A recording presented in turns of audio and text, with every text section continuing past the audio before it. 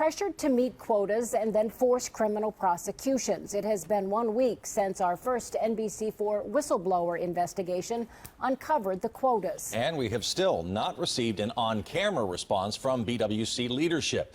Tonight, lead investigator Dwayne Pullman continues to investigate the investigators, zeroing in on a BWC supervisor. Dwayne? Cabot calling those whistleblowers in my first report, a former investigator and analyst at BWC Special Investigations Department. Both say a supervisor in Lima not only pushed for quotas, but pushed investigators over the line. They claim that supervisor instructed agents to withhold evidence to refer criminal cases for prosecution. Tonight, NBC4 continues to investigate the investigators, that supervisor, and a system that whistleblowers say is stacking the deck against Ohioans. In the small western Ohio city of Sidney, please be seated. At the historic Shelby County Courthouse, Sean Fox, petitioner versus Douglas Hunter. NBC4 cameras captured a remarkable sight as this man, Sean Fox, special agent in charge of BWC's Special Investigations Department, Region 3, met face-to-face with Doug Hunter, his former top investigator, and the whistleblower who tipped NBC4 to quotas. For weeks, Fox had avoided us. I called. Please give me a call. Traveled to his office in Lima more than once. Personally handed Fox's boss my business card. I need to speak to Sean Fox. And even sent this certified letter. Fox simply would not respond. Fox is important to our NBC4 investigation because, as a supervisor, his signature is all over the documents that Hunter says show BWC special investigators were pressured to meet quotas. This season, the garden is glowing. Join Houston Botanic Garden for radiant nature and all. I was personally told by the special agent in charge. Who was that? Was Sean Fox. And he told you to do what? He told me to refer the case over for criminal prosecution, and I refused. NBC4 uncovered those quotas in BWC's SID performance evaluations, proving investigators are required to meet minimum numbers for everything from surveillances to criminal referrals, and up until Doug Hunter was fired in 2010, even for the number of criminal indictments. Hunter told us that Fox instructed him and other agents to withhold evidence to meet those quotas. I've been told to withhold evidence from cases. Wait a second, they're asking you to withhold evidence? Yes, they did. He did want exculpatory evidence in the case. Whistleblower Becky Roach is a former BWC analyst who oversaw several agents. She confirmed agents told her Fox was pressuring investigators to withhold evidence. From how many agents? At least two. At least two. That he, Sean Fox, instructed them to withhold evidence. Yes. But they... I am fearful for that, because there should be no reason you're outside of my home, ever. Fox's claim is ironic. After all, he supervises nearly 24 state investigators who routinely conduct intensive surveillances on Ohioans, where they work and where they live, from Toledo to Cincinnati. It was horrible. Over a period of 2.5 years, BWC Special Investigations Department spent more than $63,000 assigning at least 5 special investigators who tailed, surveilled, and ultimately failed to make a criminal case against 70-year-old private business owner Kathy Trum. A wonderful state. Yeah. Back in court, Hunter admitted he was watching Fox that morning voluntarily to help NBC4 investigate. Since the date of the incident, have you learned in any capacity at all that I was out there on a voluntary basis as a spotter for NBC4 News that was doing a story on you for, as a supervisor for the fraud division, mandating quotas for your employees? I have no information that you were a spotter for anybody. Hunter knew Fox had been avoiding us. So on the morning of October 10th, as we waited in the parking lot outside Fox's Lima office, Hunter, who's now a licensed private investigator, went on his own to Fox's neighborhood to spot Fox leaving his house. But it was Hunter who was spotted by Fox, who's a part-time deputy. This is the recording of Fox's call to the sheriff's office business line. Hey, this is Sean Fox from Reserve Deputy 78, and I'm leaving for work, and I've got a car that's been kind of down our road. Unaware of what was happening, we continued waiting in that parking lot in Lima. Fox never showed up. Object. Seriously. Back at the Shelby County courtroom, Hunter represented himself, while Fox had a high-level attorney from Ohio's Attorney General's office. The AG's office tells NBC4 it was representing Fox in his official capacity as a state manager.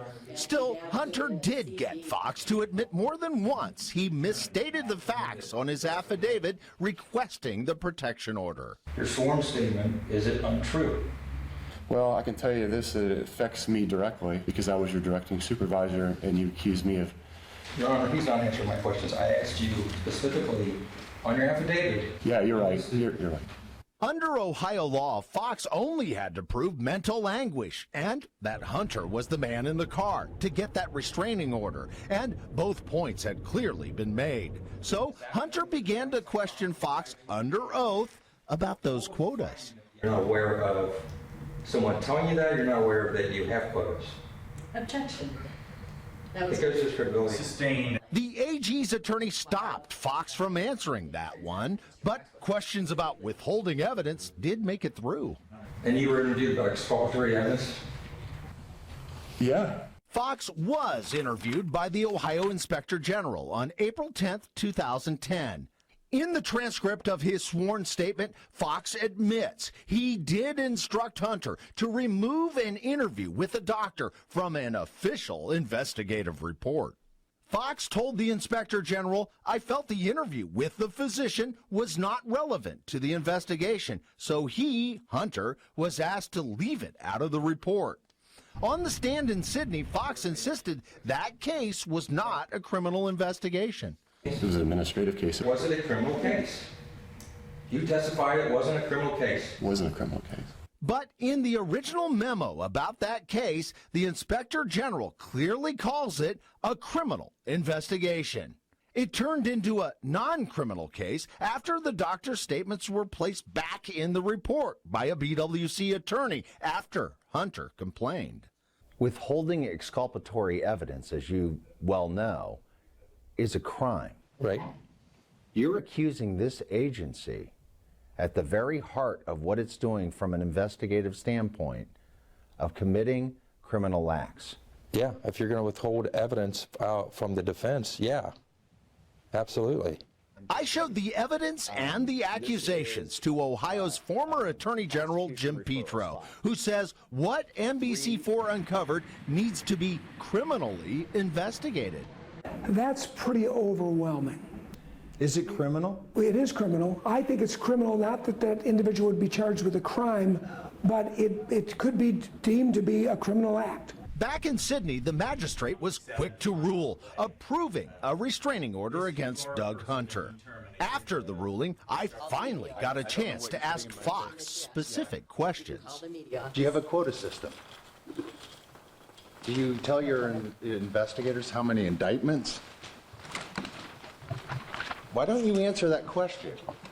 You have people who are saying that you withheld evidence, exculpatory evidence, to get wrongdoing against people who are innocent. Why are you not responding to that? While Fox would not answer my questions, NBC4 uncovered proof that Sean Fox himself was also under pressure to meet quotas. In Fox's personnel file, we uncovered his performance evaluation. The most recent one, signed March 12, 2013, by Special Investigations Director Jennifer Saunders and BWC Administrator Stephen Buer.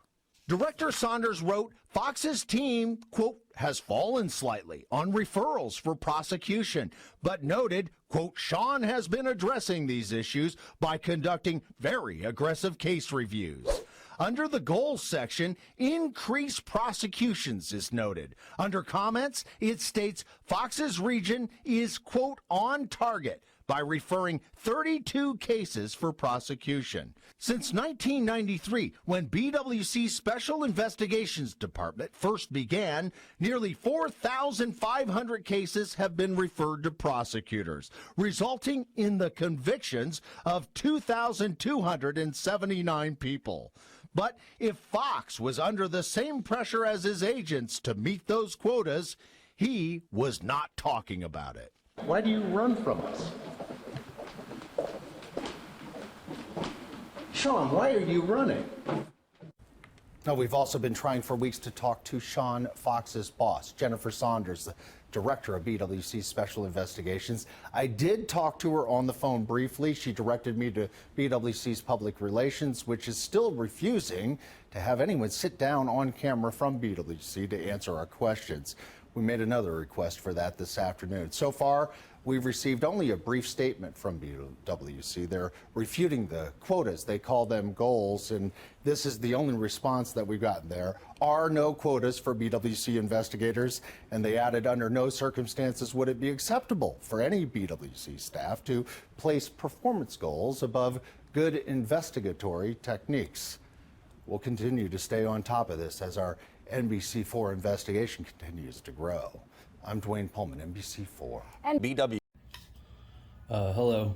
My name is Cole Bearden, and I am telling the story because I feel like I haven't really had a voice about my injury and the things that I experienced. And this section is going to be about at the beginning of last year, once I was able to prove that my company that I was working for lied on their disposition statements and, submitted in fraudulent evidence, I researched it, and that research led me to actually filing with the Special Investigations Unit with the workers' compensation.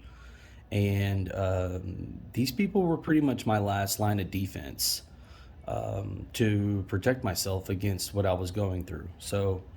But we're going to start right here. And this is the first thing I ever sent the BWC aside from my first report of injury. And I sent it to this guy. It said, I'm submitting documentation to the BWC to show the errors made. And it says, and then bullet number 1, Tina states M&W was unaware of the incident. I am submitting in 2 notarized letters from my supervisors.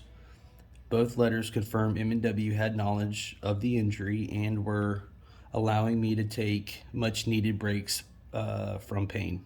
It's supposed to say for pain, but Tina, and then bullet number 2, Tina states that M&W has not been on that job site since October 21st. At this point, whenever I sent this, it was, May of 2022. So it's like 7 months prior. So, and all the workers were laid off, quote unquote. And then I say, this is not true. And then all employees who were on site in Ohio were laid off in March of 2022. I was terminated twice in 1 week on 1/25/22, and then again on 1/29/22. Tina stated I was fired on 1/30/22, which is a Saturday. We do not work on site on Saturdays. So Saturdays were our only days off. I actually got fired on Sundays, Sunday, January 1st. January 30th of 2022 was a Sunday. I got fired on a Saturday, which was the 29th, this day. But whenever I we're going to focus on these 2 notarized letters because I wish that I wouldn't have even submitted them in at this point, because this was the opposing counsel's main defense. This is what everybody focused on, were these statements. And 2 of the 3 of my foremans filled these out for me. I mean, they're legit. I mean, it's letterhead written out, and then I had them notarized. Okay, now I'm about to tell you the one mess up that I did here. Okay, Rich Harrison and Dustin Bailey, I believe, but Moose. Okay, and I'm gonna like zoom in so you can see, like, let's see, yeah, see, you see like the indentions on the paper. I mean, this is like a real notary stamp, right? On the back, let's see how it's like, and like pressed into there. Same thing on this one. I mean, it's the real deal. Okay. And so one mistake that I did during this process, which it really wasn't intentional, but let me explain. So I had my foremans write these out for me, okay, because whenever I was injured, I did report my injury, and basically they treated me like I was an independent contractor when in fact I wasn't. And I didn't really know the difference because for a couple reasons. Number one, I'd never heard of workers' comp because I'm from Houston, Texas, just outside of Houston. And one thing that I've learned about workers' comp is that Texas is the only state out of all 50 states in the USA that doesn't require workers' compensation. And I've done a lot of contracting, but I had an LLC before this, and I ran everything through it, and I didn't have workers. I'd never heard of it. And somebody that doesn't know about something isn't going to ask for it if they don't know about it. Well, just right here. So 2 VA. I'm a veteran, and whenever I was injured out there, my back pain gets, I was trying to, we had this saying, like, you can't be a sissy and an iron worker, right? And I tried to suck it up, and my pain got so bad that Rich, this guy right here, he found me on my hands and knees in the shop. I was in the fetal position. I was in so much pain. And long story short, I ended up getting fired, and I discussed that in an earlier video that I uploaded. It's a real shit show, but right after I was fired, while these guys were still in town, so this is within a week or 2 of these guys getting fired, okay? Because M&W lost the contract on that job site, and my roommate, this guy right here, Dustin, he walked into our apartment and was like, "I'm going to Louisiana." And I was like, "Oh, cool. When you coming back?" And he goes, "Never. M&W, lost the contract, and so, we're all gone." And overnight, everybody was gone, except for me, because I was just starting to seek treatment for my back. Well, it wouldn't be until April until I learned about what workers' compensation was, because somebody who was helping me file some taxes educated me, and did like a little bit of research and found out that I did have a policy and that I was covered. So I filed, okay, and I have every right to file because I was hurt at work, and it's not my fault. It doesn't, the burden shouldn't fall on me that my employer failed to accommodate me, okay? But with all that said, I had these, I asked my foreman to give me these. And if you want to pause it and read it, you can, but it, essentially says, that I needed breaks, and I was in pain, due to my back. And so this one essentially says the same thing. From this date right here, if you talk, getting worse the past 5 months, okay, if you go back on this date, my injury was October 25th of 2021. We're like 5 days off, 5 months puts us right at the end of, essentially right there whenever I was hurt. So, but where the issue is we're about to get into that. So, I had these, okay, and I did, in fact, turn them into the VA, because now it's like I'm trying to get, I was scared, and I was like just trying to stay ahead of the game, and so I filed for a disability, because I did have a service connection whenever I went up to Ohio. I was 80% service connected, and over about 3/4 of that though wasn't physical. It was majority of my service connection was based off of mentally. My psych evals were 70% whenever I went up there, and I had a 20% low back strain from the military, and a tinnitus, and I think that was it. But all that together though, the 70% for the psych, the 20 for the low back, and then the 10 for the tinnitus was 80% service connected. Okay, and it says right here, statement. This is, I just kind of made this collage, but statement from Rich Harrison, March 1st is whenever I turned these in, and then statement from Dustin, March 1st, turned these in.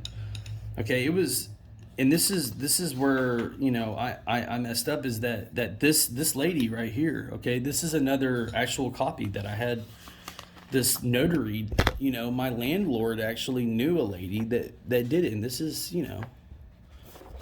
the actual notary, and I had her notarize these 2 statements and then other things, because I think that this might actually have to do with it. So I was trying to apply for something. Anyways, my rent doubled, right? And I'm not even working at this point, because my roommate just left, right? The company got fired, so my roommate went from, my rent went from $600 a month to $1,200, and I'm not even working at this point. So it was just bad. And here once again, but she kind of screwed me, but I mean, I don't think that she meant bad, but by the time that I had these notarized, okay, to turn into the VA, because whenever I had these notarized, I had no intention of submitting them into or ever giving them to workers' compensation. How would I? I didn't know what it was. So I'm not going to submit something to something that I don't even know exists, okay? And that's exactly why I asked the guys to do it, and they did it. And in fact, I did. I turned them into the VA for a CMP exam, okay?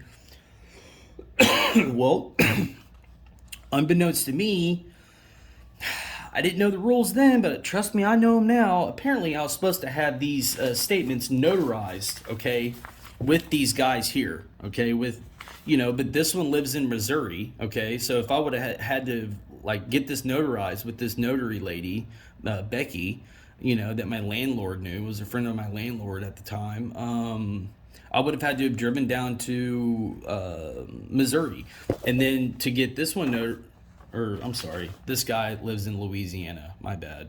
Dustin lives in Louisiana. I would have had to drive down to Louisiana, and then Rich lives in Missouri, so I'd have had to drive down to Missouri. I wouldn't have even done it anyways. I would have just tried to turn them in, but I was getting these notarized, which I didn't need anybody else for, but she ended up notarizing everything, okay? Long story short.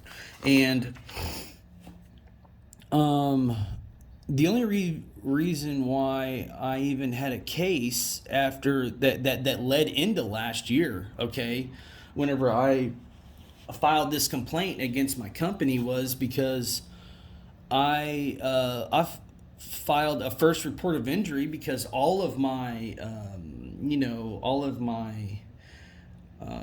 deals were up. Like I couldn't even submit in anything on my claim by the end of 2022 to re-adjudicate it. So I called up to the Industrial Commission and I broke down. I'm like, look, y'all might be over this, but I'm still trying, I'm still trying to get better. And I had just had an MRI done that showed some herniated discs. And so the lady, she was nice, man. I think her name was Diane or something, but she felt for me, and she gave me a piece of advice. She said, "Look, if you're going to, the only thing I can tell you is I would just file a new report of injury, and we're going to deny it. But what it'll allow you to do is it'll allow you to get in front of a judge, right, and then explain your case." And so that's exactly what I did. And whenever I was there, in Dayton at that hearing, and this is now like middle of March of 2023. Whenever I had that hearing, he was a nice guy, and he told me, he said, "Look, what you want to do is you want to file a C-86 motion."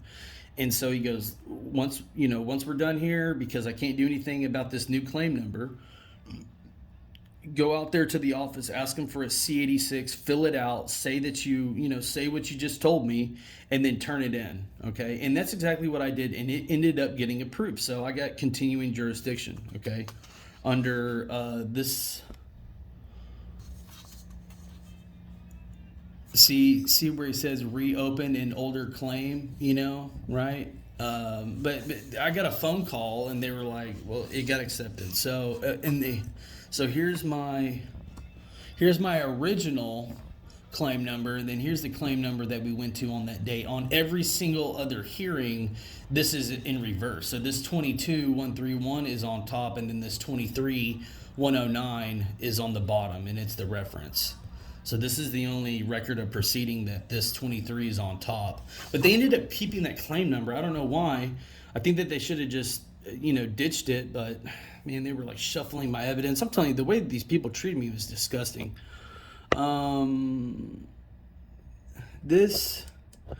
Okay, so right here, this is kind of important. So it says, this is a statement from HR, or the safety director of MNW Contractors, the company I was working for, and it says right here, he's referring to these letters, okay? He says, Dustin stated that Cole wrote the letter and asked him to sign it, okay? Also,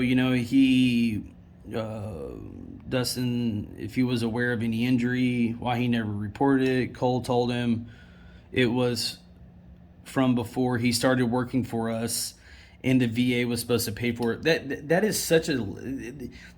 Y'all, this is an untrue statement. I never said anything of the sorts.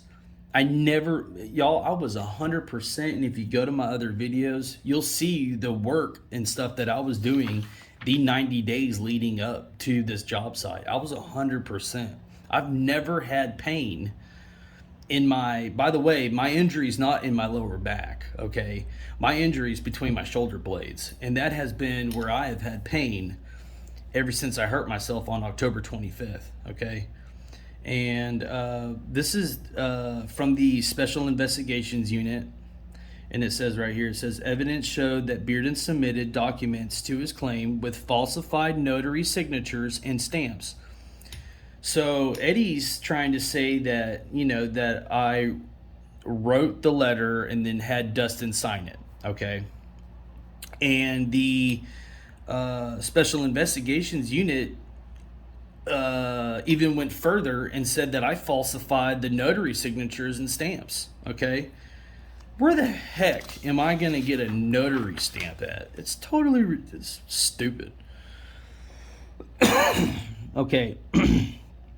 And then, okay, so this is my last hearing with Darren Berry. So this Darren Berry guy, this hearing officer, he's the one that canceled my claim in 2022, okay? and then I reopened it, and then he's the one that also canceled it in 2023. Okay, and I'll read it off here. It says, I don't know if y'all can read this.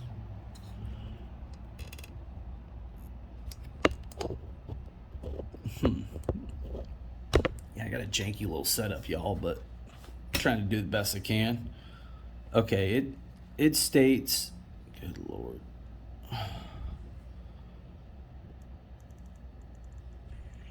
Oh yeah. Okay, so it states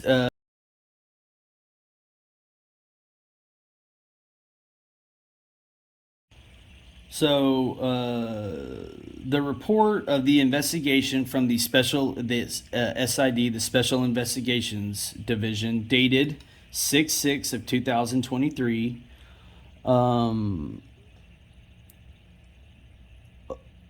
Opine, I don't know, the OPINES, the I'm an idiot. The evidence obtained through its investigation showed that the injured worker did not sustain an injury while working for M&W contractors. In addition, the SID opened? I don't know that word. Okay, OPINED again.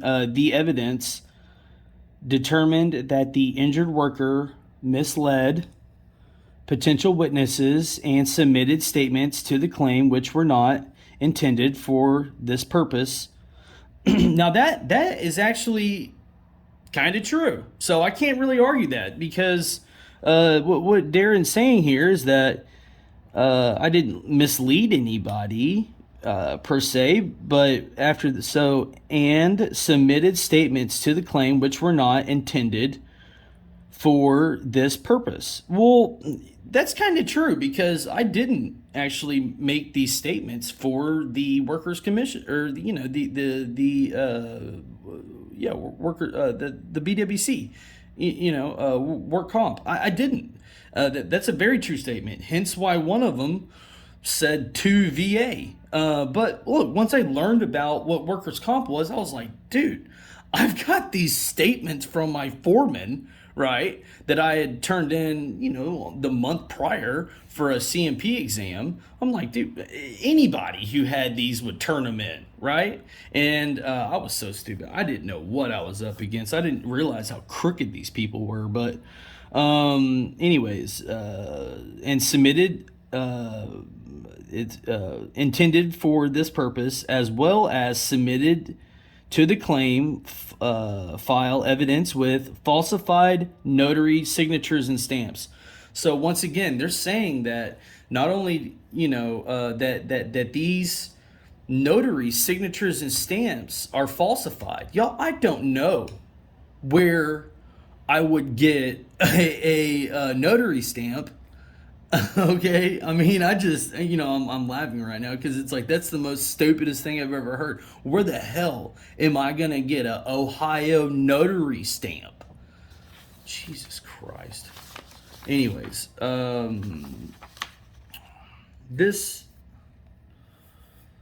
lady right here, I don't know who she is, but at this hearing, okay, I swear to God, this lady was here. But what's weird is that on the first page of this thing, they say that her name was Stevenson's. And look, there's been a lot of weird stuff going on, in my claim and in my medical, and not weird, just fraudulent. Okay, I'm not even gonna put it as weird. It's just fraudulent. It's fraud. It's goddamn. This workers' comp up in Ohio is a scam. 110%. This is a total scam. Okay, it's like, don't offer it if you're just gonna sit here and this whole cancel culture, then make people bend over backwards and not take their evidence, or treat them, or basically just be 100% biased, and at least change the goddamn name to employers comp, right? At least do the people a favor and name it what it appropriately should be called.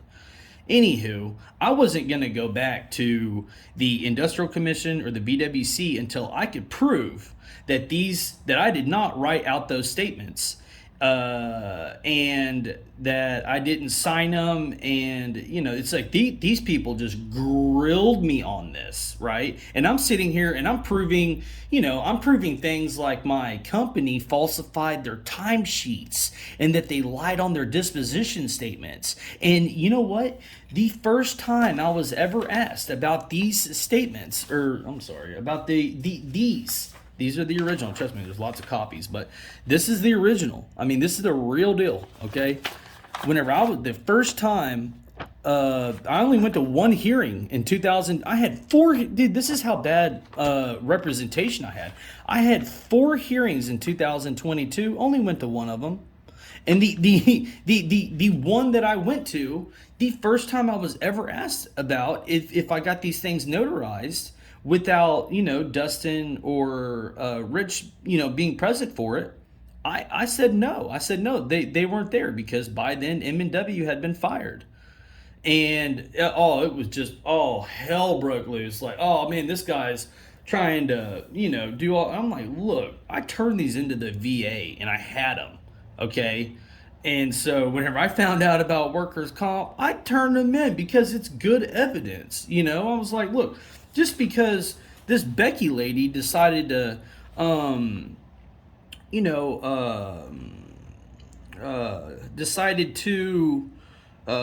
notarize it without them being there. I didn't know that they had to be there for that. I had no idea. I know it now, right? I didn't know it whenever she did this. All right, because I had other things notarized by her. Anyways, I went out and I saved up money and I paid a handwriting expert to verify that I didn't sign these things. I didn't sign the note. I didn't falsify the notary stamps.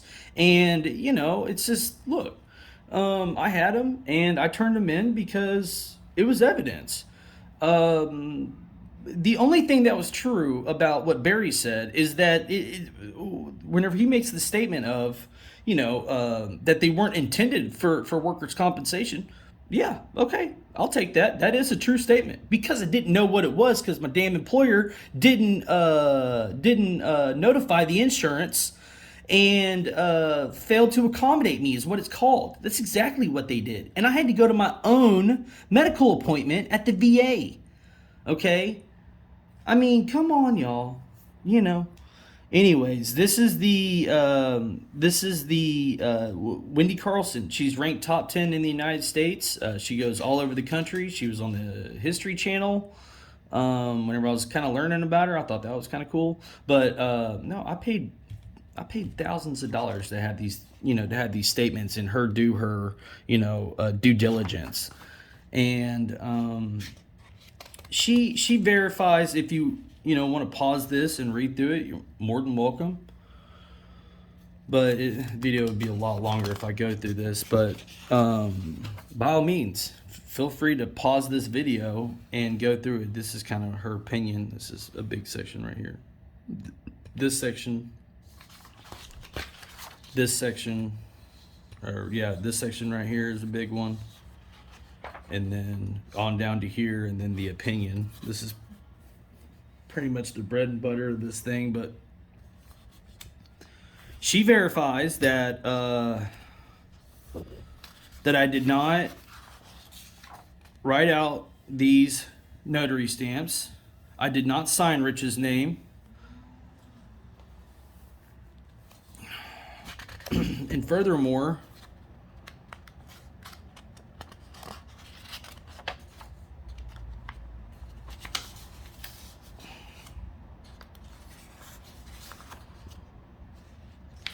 in fact, this is the guy that got me to that I knew that got me that knew Becky. This is my old look.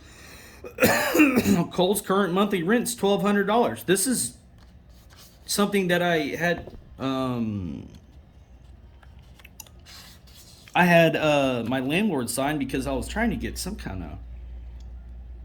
I can't remember, like some kind of veteran thing or some kind of just financial relief is what I'm getting at. All right.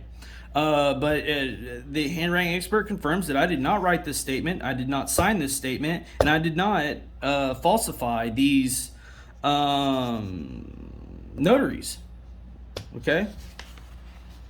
And this is where we go down the rabbit hole where it's like, this is where it's like, it's unbelievable what I was subjected to. Like, whenever I think about my experience these past 2 years and like what I've been through physically, emotionally, I mean, I'm a completely different person. And I'm saying that in a sense of like, with no benefit. I am completely different than what I was before my injury. I mean, like, look, whenever I was stressed out before this, right? You know, some guys go to the gym, some guys, you know, go fishing or whatever. You know what I used to do whenever I was stressed out? I used to go to these dance halls around Cypress and around Houston and go dancing.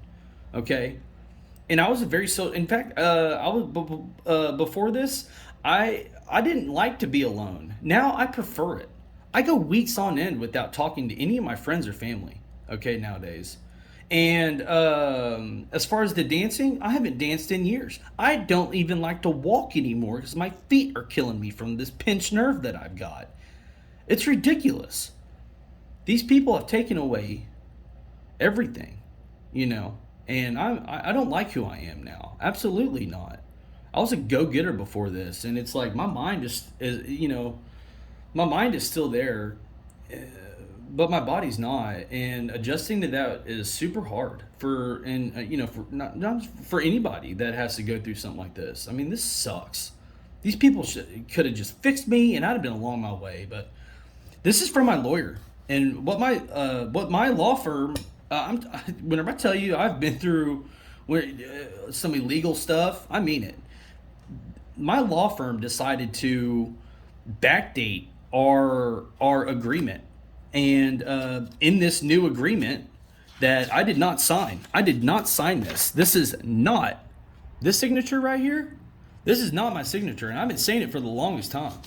This is not me. This is not how I sign my name. Okay, Cole with the letter B. Try again, man.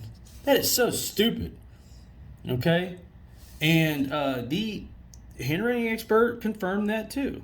You know, and I'm like, it's so fucking stupid, man. I have no clue why did these people do this to me, but you know, I trusted my law firm, I trusted my care team, and over time I learned that they didn't care about me or my injury, and I hope that they got paid a shit ton of money falsifying my shit, because this is trash. But on my first analysis, so this is the chiropractor that they falsified the appointments in it.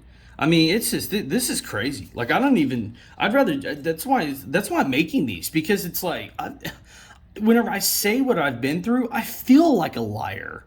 Like, I feel like I'm lying, because it's like, this is just so unbelievable. But this really did happen. Like, this is freaking crazy.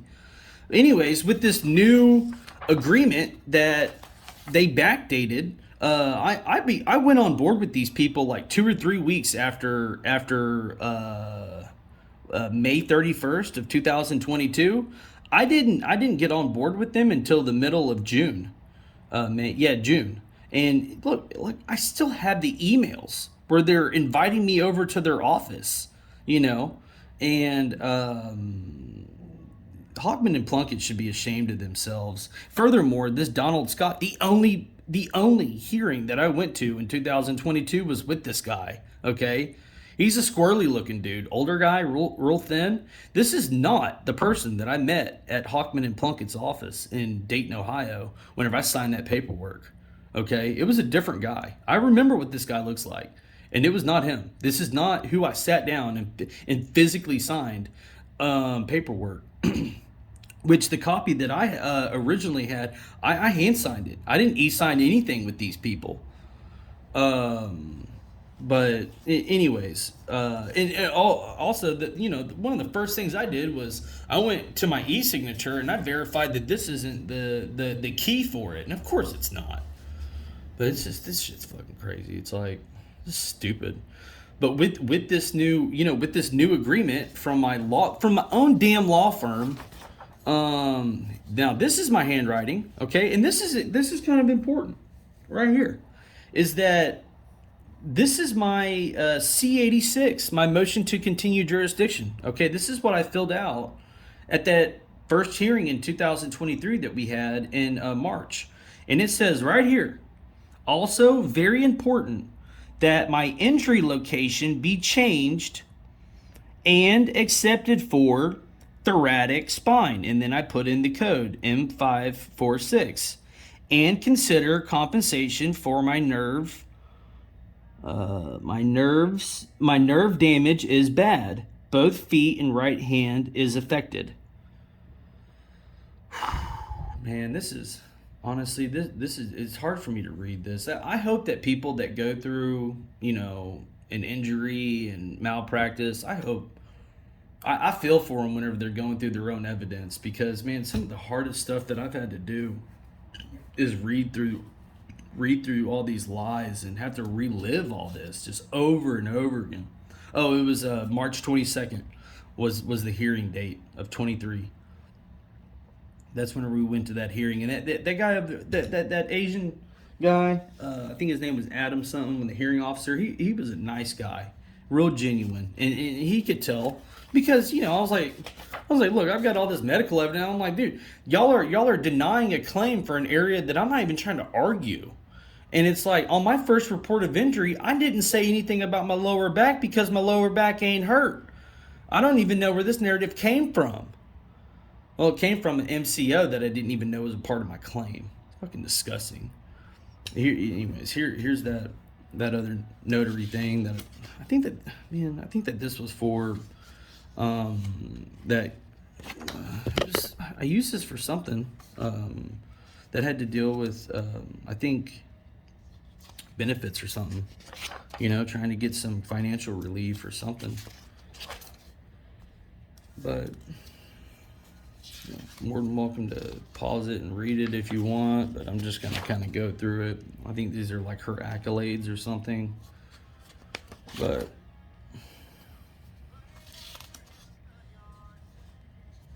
God, let's make it early spring. Why should be back again?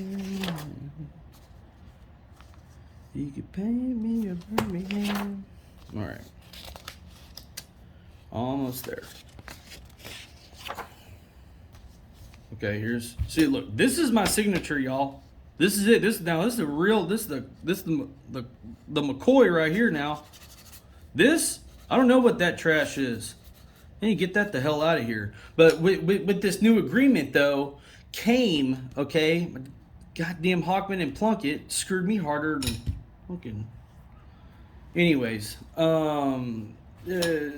it came with apparently an e-signature that belonged to me with non-dated medical release forms that were used all of 2022 into 2023.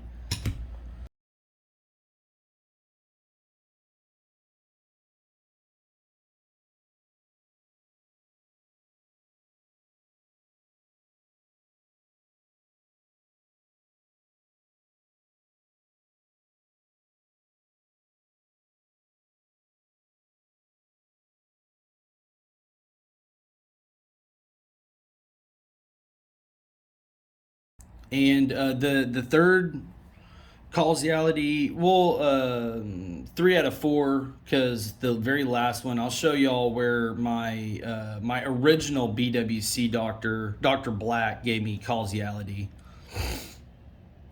Hell, in 2022, he was one of the best doctors I had, and it's a shame I only got one appointment with him. One. I don't care what any. Oh, and then they went in and they backdated the actual date that I saw him, and I think that they did that because they're supposed to do that within 60 days of my first report of injury, and they went over that mark by like a week or two. And so I went and saw Dr. Black on 6/22 of 2022. Yeah, of 2022. I saw him in 6/22, but they decided to backdate it to 6/15, which is not true. I didn't see him on 6/15. I met him initially. The only singular appointment that I had with that gentleman was on 6/22, and then they went into my date and they changed my date. It's disgusting. But this is another one right here. He has a history of chronic pain associated with a work-related injury. So I don't really know. I just, whenever I was going through my records, I read this and I was like, well, that kind of seems like causality to me. You know, I don't know which is better, right? But, you know, hey, it says chronic back pain associated with a work-related injury. Seems pretty causality to me, but, you know, what do I know? So, okay, this is my... whenever I reported fraud to the Special Investigations Unit, the weaponized agency with the BWC Ohio. This is disgusting. Absolutely disgusting. I literally, I remember like it was yesterday, praying daily that these people were going to protect me, and they epically failed me. Did not investigate my claims at all. Everybody refuses to hold my employer accountable. It's disgusting. It did. I mean, these fucking people could have had blood on their hands on live TV, and these people would have looked the other way. I mean, it's crazy. But yeah, by April of 2023, I could prove, you know, that their dispositions and stuff were in my timesheets and, you know, my payroll stuff. It was all falsified. Like I felt confident enough to where I could really, you know, I didn't leave any stones unturned whenever before I went to these people for help. Under good faith, you know, I'm like, look, I need somebody to protect me against this, and they just epically failed me. Oh, this is the note that I sent them. So this is what I wrote them. Hello. I can now prove that my ex-employer and their attorneys, with the help of my MCO, Minutemen Ohio Comp, all acted in bad faith and committed fraud. My employer, who ultimately fired me, they failed to accommodate after I reported my back injury to my foreman. I did. I told my foreman. I didn't know I was doing the rules, but I told him the day after I was injured. Look, you gotta, dude, there was 80 of us guys out there, and that was just with my company, right? This was a huge project. And I don't remember even seeing my foreman. But that following morning, whenever I woke up and my back was killing me, I told my foreman that day. I was like, dude, my back is killing me. And he kind of, you know, gave me, you know, one of these like, you know, don't be a puss, right? You know, and, you know, that was it. I didn't know about workers' comp, okay? I didn't. I complained about my back a lot. And, you know, look, these people can say, you know, oh, well, it's from a pre-existing thing, or, you know, he's getting it done through the Navy and this or that. It's like, yeah, I'm getting it through the Navy because you didn't tell me I had benefit, and the workers' compensation people have treated me like crap. And by God, it's the only insurance that I have. And unfortunately, the VA has treated me like hell. And trust me, when I show y'all the falsified stuff in my medical records, this is crazy. I mean, it's like, I don't even like explain. Whenever I explain this to people, I honestly feel like it's made up, you know, like I'm like, but it's not. I mean, this is really what happened to me. And it's not supposed to happen. All I needed was for one entity to step up and do right by me. But every single person throughout my recovery has failed me. And here I am 2 years later with this, just over 2 years with a freaking spine injury, y'all. Put a goddamn gun in my mouth last year, dude. I'm telling you, this is trash. Unfortunately, nobody told me I had coverage. So, being a veteran from the of the USN, I contacted my VA for a doctor's appointment. It took a few weeks, which it did. I called down to Houston, and then they set that appointment up, that exam over there that I ended up going to in Columbus. Contacted my VA doctor. It took weeks, but I went to it on December 9th of 2021. I wasn't fired until the end of January 2022. My ex-employer has denied this appointment ever happened. After learning the discrepancies in my claim file, I am upset at the involvement of my MCO in the many false and untrue entries made by Jessica and Yolanda. They withheld important info from the VA. I believe in my heart I am a victim of bad faith insurance practices. They also worked together to change my injury location. I had no clue they did this without anybody telling me. I had no clue that they did this. I had no clue they did this without ever telling me, without anyone telling me. Good Lord. I am homeless with a spine injury. By the way, I have three bulge discs, but anyway, bulge discs and a pinched nerve. This is my claim number. Unable to work because of spine and nerve damage. Ironworking, Sydney, Ohio. This was my Sean Biddle said he was my eyewitness. He said he saw it happen. And yeah, this was my address at the time, and so I signed this, and then I turned it in, and I prayed that these people would help me. And so this was the first message that Kelly, one of the investigators, there was 3 people that were associated with Special Investigations Unit whenever dealing with my claim. It was this lady, Kelly, which was my main point of contact, a lady named Beverly, and then good old Sean Fox, okay? And whenever we talked on the phone initially, she was going to let me come into their office over there in Lima and allow me to sit down with her and explain my evidence, right, that I had at the time.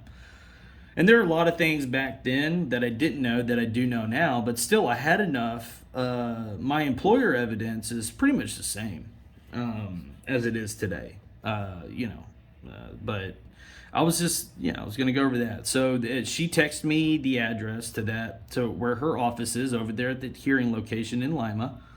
And then I sent her Tiny's number, okay? And Tiny was a coworker because I told her about whenever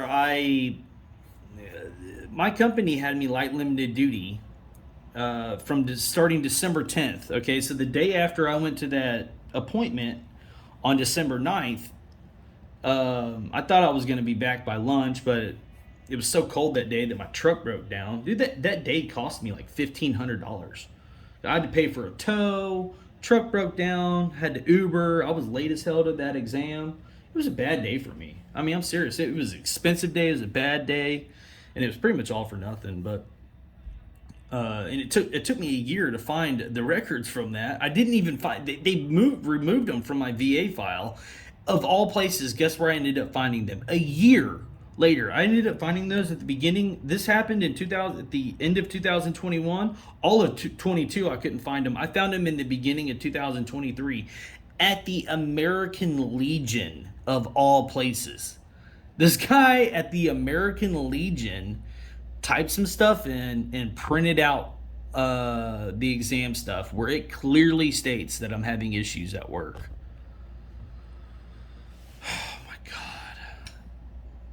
This is me texting her. Do you have access or have you heard the recordings and videos I mailed to the Industrial Commission? If not, I need to email them to you. Also, I have a new recording between me and Misty Hamilton that I haven't sent because I didn't have another SD card. I've been living in 20% was supposed to say off, but whatever. 20% of my income I was making ever since M&W fired me. FYI, I was fired the day after I reported / texted to my foreman Moose and Larry Cool something I found in 2 different locations, something extremely unsafe. I felt obligated to report my findings. Never thought I'd be fired for it. Now, that's a very true statement. I mean, like, be your brother's keeper, you know? And hell yeah, man. Whenever they called me into the office, I'm such an idiot. I thought that they were going to give me like another safety mug because I'd gotten a safety ward before that. Hell no. They fired my ass and escorted me. I was pissed. Anyways. Okay, this is a good one. My testimony sounds outlandish because it is. This is the craziest crap ever. This is me texting her. Please, God, don't allow these people to do this to anyone else. I don't recommend it because if they wouldn't have lied, I would have already been rehabbed. Instead, I'm homeless in an SUV, still in pain. That's gotten worse because of their negligence towards me and the law. Every time I reported something to management, I noticed my job getting thinner and thinner. Man, this is hard. This is hard for me, y'all. Good Lord. Please, can I get someone that can help me? I'm begging anyone to take me seriously. That was sent on May 10th of 2023. This is her denying our first meeting. I'm not going to go through it, but I'll zoom this in. You can pause this and read it if you want. But this is Kelly basically denying our first appointment together. Or no, she actually says that she'd like to reschedule, right, until to the 24th. But then she cancels that one as well. So they didn't. The first time I ever met with anybody in person from the Special Investigations Unit was whenever they were sitting across from me at my last hearing and submitted in their disgusting report, which we'll go over. It was like 5 days before, but really they submitted it in on like a Friday. And then it was like, 1 or 2 business days before my next hearing. And this is bad, y'all. These people are crooked as all get out. I've never been a part of something that's more corrupt, ever. And nor do I want to. But my heart goes out for these people that have to deal with these fucking criminals, man. This is disgusting. But this is what so on 5/10, unbeknownst to me, my MCO, this is where they changed it. They changed my injury location, okay, from where I had it listed on my first report of injury, middle to upper back between shoulder blades. And I'll post a photo of what I said because thank God the Lord help me, I took a photo of the screen and I'll show you that right now.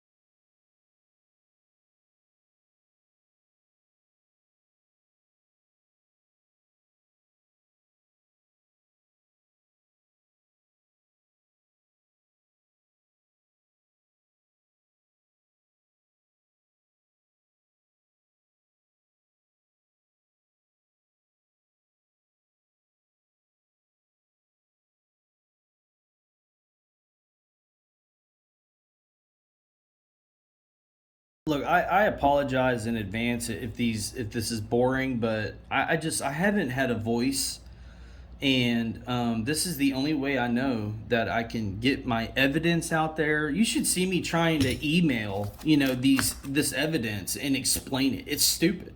And then furthermore, it's like whenever I email this stuff over, it's like it only sends 10 pages at a time, and then the email is, the megabytes or whatever is maxed out, so then I have to send like 5 or 10 emails, and it's stupid. And then most important, I don't get to explain it. I can't get nobody has ever looked at my evidence. They go into my tainted claim file, and I don't even blame them for not wanting to represent me or anything, because it looks like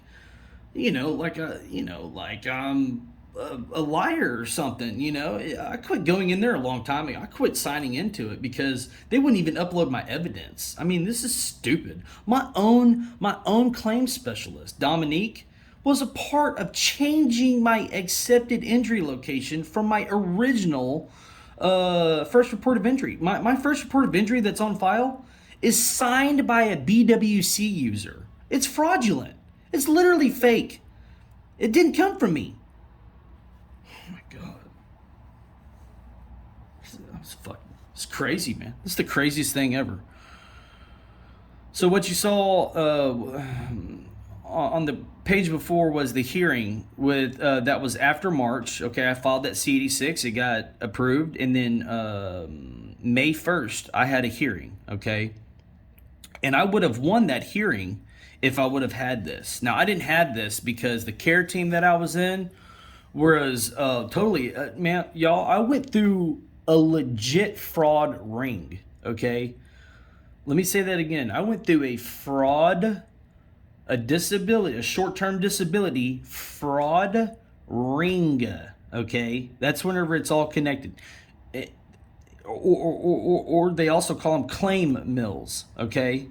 And it takes somebody like the FBI to figure this shit out. But I've called them, of course, or like the OIG. But this is crazy. I can't get any help with this. That's why I'm making these, because it's like at least this way I can at least have somewhat of a voice. But on 117, my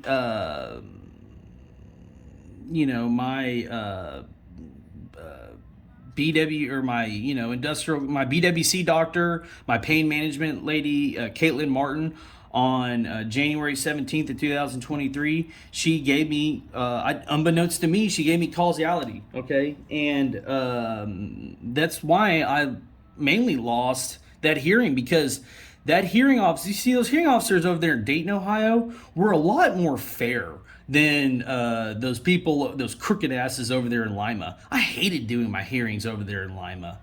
And I much rather have had all of them done over there in Dayton, just because they were just a lot more,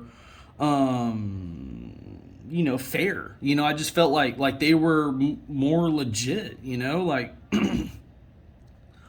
those people in Lima are crooked as all get out. And that's why in this video, I uploaded the video about Sean Fox, which headed my investigation. But it says...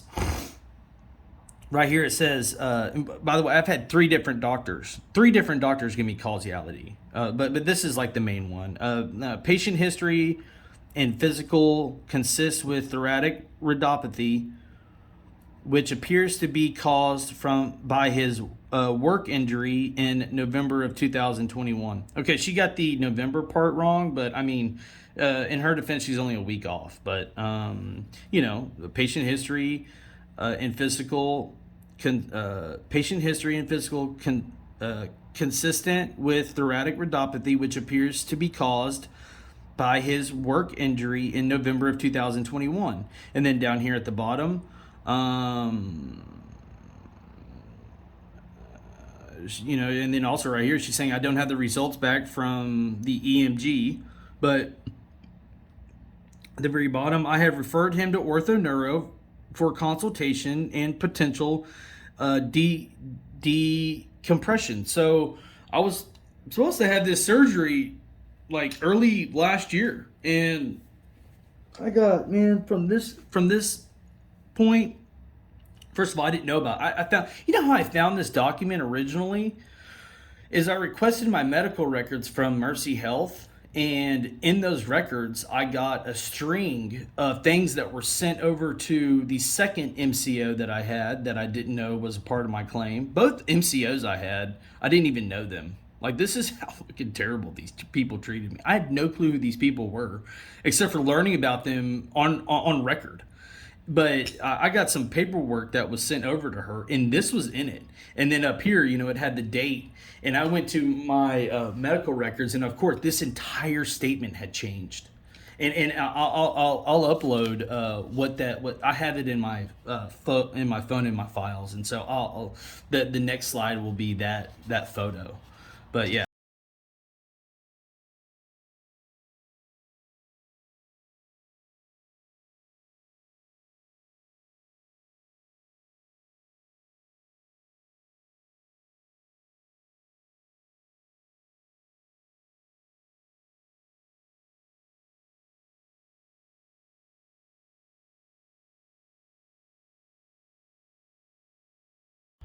Okay, so it said middle to upper back, okay, and that's where I had it. So, but they changed it on 510 at Lima, okay, at the Lima district office without me. I mean, nobody. I did not find out about this until the end of the year.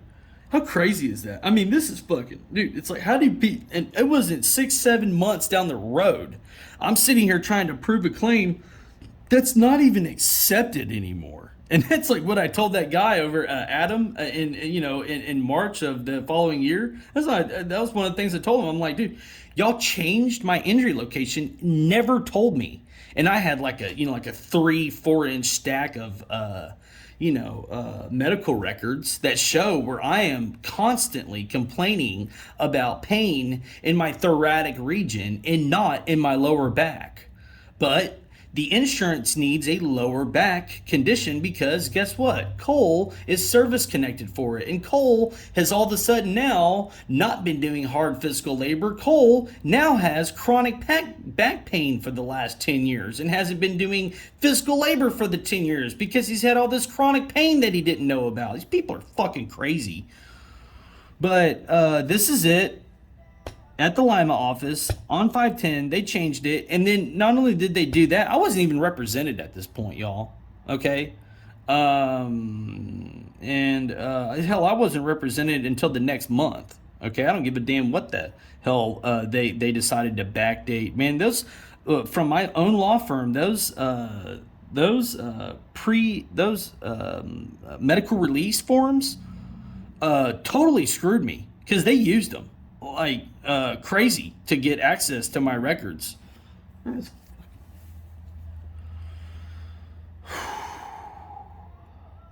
sucks, man. But they changed it, and then they accepted my injury location. They actually accepted my claim for 10 days. I didn't even know it. So they changed it on May 10th. They changed my location that I did not know about, where I'd never reported pain for this accident. And then furthermore, 3 days after this, they actually ended up accepting my claim for a total of 10 days, and I never even knew it. And then on the 23rd, on the 13th they accepted it. 10 days later on the 23rd, they denied it. And yeah, this sucks, man. This is shit. Look at the back of this fucking thing. Look at this fucking trash. These people are fucking criminals, man. Look at this. What the fuck is this? Thanks a lot, Daniel Q. Fucking dickhead. What is this? Oh yeah, dude, let me get a hold of this prick. You know what I'm saying? I hope that they spent a fucking shitload of money on private investigators walking my bitch ass gimp around. Oh, and by the way, I'm sure that I've already uploaded it. Look, I'm new at this whole video thing. I'm doing this because I haven't had a voice. But these people currently are charging me for fraud and theft. These people had the nerve to try to charge me and act like I'm the criminal. You've got to be kidding me, man. They need to push corporate out of fucking injuries up there in Ohio. Because this is trash. You're going to break your own fucking laws, hurting people who were already injured. It's not like they're denying me from like unemployment and something, which is shitty. No, dude, they're hurting people and falsifying shit and acting in bad faith for people who are fucking injured. This is fucking disgusting, man. They need to fucking persecute these sons of bitches. Whole goddamn thing's tainted. It's a fucking scam. I mean, it's a scam if I've ever seen one. You can read this. I need to pause this. Fuck this. All right, I'm back. This is another Kelly denies me again. They, like I said, they never ended up meeting with me. They refused. I even went up to their office, and those cowards wouldn't even come out. I should have known. I should have known that they were gonna shit can me. I should have known, but it was like I didn't want to believe it because it was the only defense that I had. It was the only thing that I had to protect me were these fucking pieces of trash. These people have badges. They give these people badges and then allow them to write reports and convict people. These fucking criminals, man. Dude, you want a badge and a gun and go do whatever the hell you want? Go join Ohio's Special Investigations Unit for the BWC. By God, you can go do whatever the fuck you want.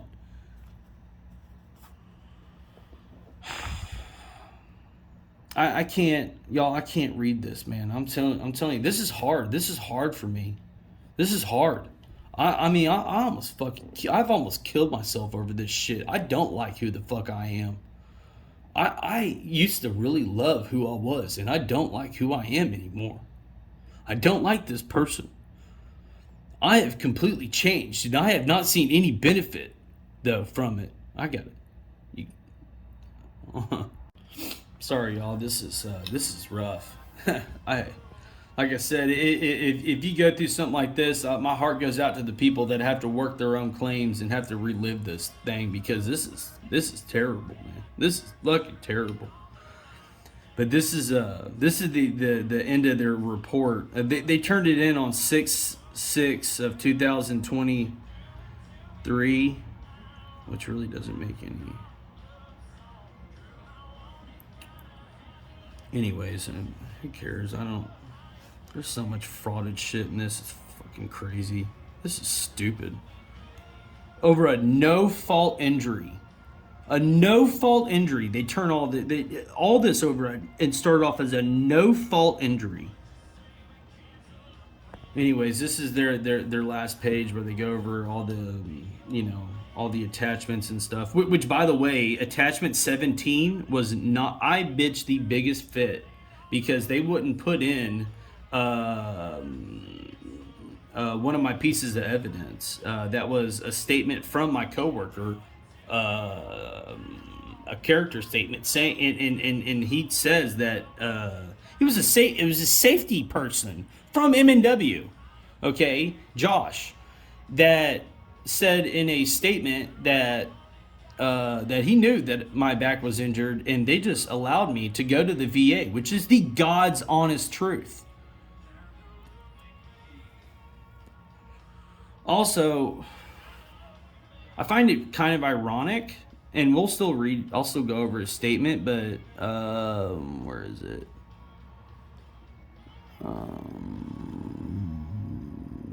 Biddle, Hamilton, maybe, no, Rourke, okay, Rourke, or Tiny, okay, from West Virginia. He was just a guy that I gave her number to because he knew about my injury, but look, Rourke was really the middle guy, because I told them that I re-hurt my back whenever I lifted up. I was on light limited duty until we got from December 10th all the way till we got back from Christmas break, and in the beginning of January, I was told flat out that I would be replaced if I didn't go back to full duty, because according to Larry, they were already making cuts, right? Like they were trying to downsize. And so, not knowing about any kind of insurance or anything like that, I didn't really want to, but I had to because I didn't want to lose my job.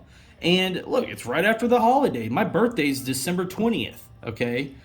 And so it's December 20th is my birthday. At Christmas, I'm the breadwinner in my family. Christmas, I always shell out. I pay for everything. I supported my family. I was the man in my house before this. Now I don't even fucking feel like a goddamn man. But and then New Year's, and so yeah, I was pretty much broke, and hurt, and but yeah, like an idiot, I went back and I did what I could. I complained about my back all the time, but anyways, in middle of January, whenever I got put back on light limited duty, the middle of that month, I was working with a guy up in a vessel, and a 1,500-pound sweep arm landed on his hand, and I lifted that thing. I got on my hands and knees, and I lifted that thing with every ounce of anything that I've got in me, because he was screaming, and I lifted that thing just enough for him to get his hand out of it, and that dude took off his glove, and blood was pouring out of it like, oh my God. And I grabbed him. We got the hell out of there. Got onto the lift. I brought him down to the ground, and we went straight over to that trailer. But that in itself could have been look. My back was already hurt before that, and my back definitely was hurt after that. I mean, dude, this is a bad deal. This is a bad deal that I was a part of. All right, so this is page 4 out of 9, and in the Special Investigations report that they put into my claim against me, they say that Biddle stated, I remember what happened. I saw it happen. Then he said Bearden had not only provided the date of the incident, but also wrote the statement for him. Biddle stated that he reviewed the statement and agreed upon the content. Okay? I'm going to show you this statement. All right? So this is originally what we turned in, and this time by this point I had learned about notaries, but yet I still screwed it. We still screwed it up. I asked him to write out the statement, right? Well, he, signed and dated it or whatever. We go up to have this thing notarized because we both are there, right? At this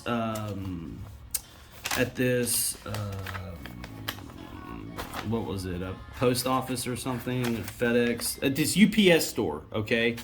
We get there and we have this, and we're like, look, I need to get this notarized. We're both, and he's like, yeah, I can't do it because it's something about like he had already signed it or something. Anyways, the guy wouldn't notarize it, So I'm 0 for 2. If you need something notarized, do not come to me. I will find a way to screw it up. So, which by the way, this is not my handwriting. I am not paying another handwriting specialist to prove it either. So I was like, Roger that. He went back. It was during his lunch break. So he went back to work. We ended up meeting on a separate day where I asked him, because I asked the guy, the UPS store, I'm like, what do we need? And he goes, look, type it out, but don't sign it, okay? Come back up here, sign it in front of me, and then I'll notarize it, right? Roger that. So I asked him to do that, and he did. It took a while, but whatever.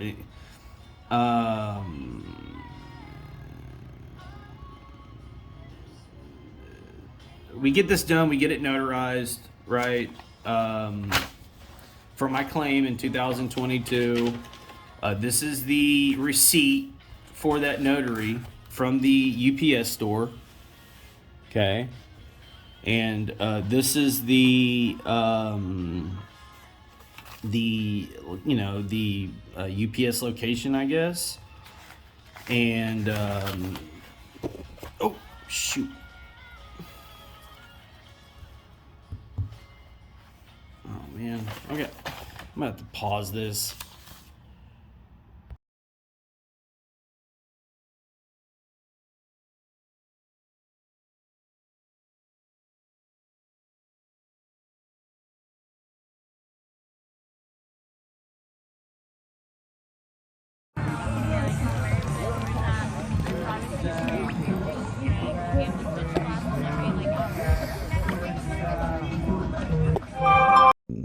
This is during hurricane season. So yeah, I went to Louisiana after this. But anyways, here it is. Let me show you about this pre-existing condition. Sounds made up.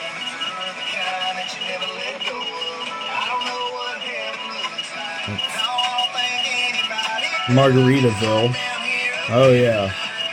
Just acting goofy, having fun, tubing. And tube with a goddamn spine injury. I wouldn't be out there tubing if I was, going through a spine injury. I mean, that's insane. Whenever I went onto that job site, I was perfectly healthy. I was 100%. I can't say the same now.